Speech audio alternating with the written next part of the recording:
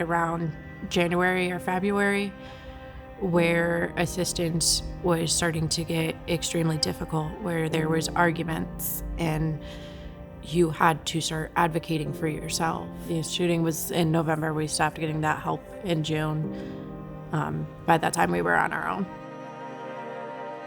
It was starting to slow down the closer we got to midnight, and I was getting ready to ask if I could get off the front door.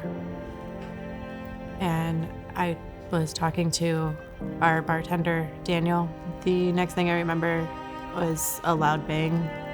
I thought it was a snowball thrower because there was white stuff that ended up being glass flying.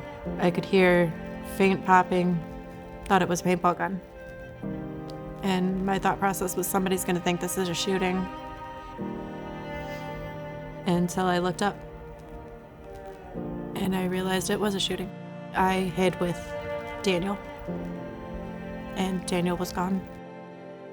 It wasn't until I had performers, other victims, everybody trying to help me navigate the system, because there was really no explanation of next steps. We had victims advocates who were like, hey, you can file for workers' comp, but if you file for workers' comp and you get assistance from another organization, you have to pay it back. We did a lot of cash donations. There was a lot of, small fundraisers put together by performers. There was a lot of issues with, you have to have receipts. If you don't have a receipt, they're not paying for it.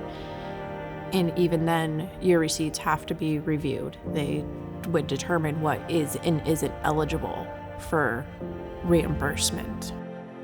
Initially spoke with victims first. They kind of gave me a rundown of what this, VTV was about. And I have been doing a lot of advocacy work myself for victims. There's an instant connection when you've been through something like this, that it's unexplainable, but it's almost a trauma bond. This is 100% something I would support, just because this is a longer-term solution for victims. We're not just left to be out in the open. This provides that support that we would need.